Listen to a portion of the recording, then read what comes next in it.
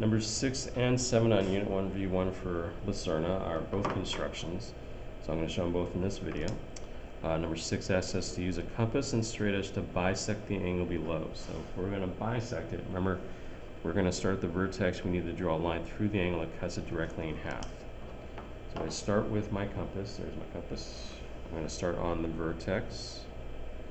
And I notice I didn't change. I can go closer to the vertex. I can go out here as long as I hit the angle twice, both top and bottom. So I've intersected with one arc. I've intersected on the top here and on the bottom here. And I'm going to highlight those because now, with the compass, I have to go back to these points one at a time. So I'm going to start with this bottom one.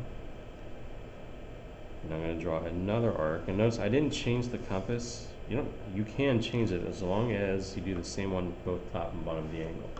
So I started actually on the bottom. On that bottom point, I drew that arc.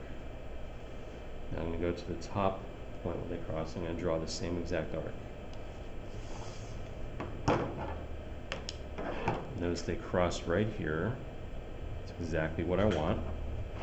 Now I can take my straight edge, start on the vertex, draw directly through that point,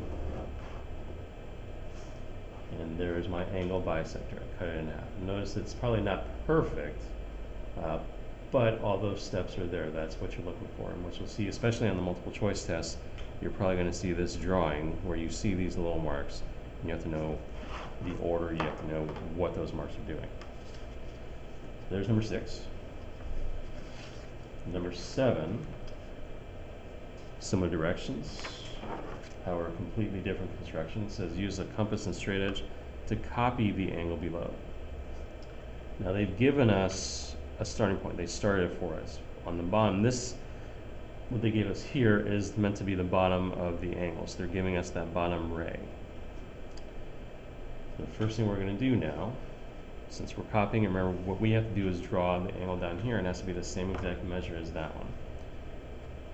So I'm going to put my compass right on that vertex. I'm going to maybe shorten this just a little bit. I'm going to draw one arc first. There's my first movement. I'm going to keep the compass exactly as it is. I'm going to come down here. I'm going to draw that same arc. So I got matching arcs. If I go back to the top of the original angle, I hit once here and once here. On the bottom, I hit only once here because that was the only part of the angle we had. So this point right here is matching up with this one. That's representing this point there.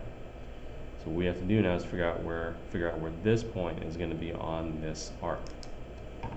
To do that, compass goes right here. And we're figuring out how wide that angle is. And I'm trying to match up the pencil and manipulate this compass to get that distance. And I'm not drawing anything, I'm just measuring right now. So now I've got it measured, coming down here, and I'm drawing just a little bit, about that much. This mark right here tells me that this second point is going to be right where they cross down there. Be right there. So now the last thing I have to do is start at the vertex, straight line through those, and there's my copied angle for number 7.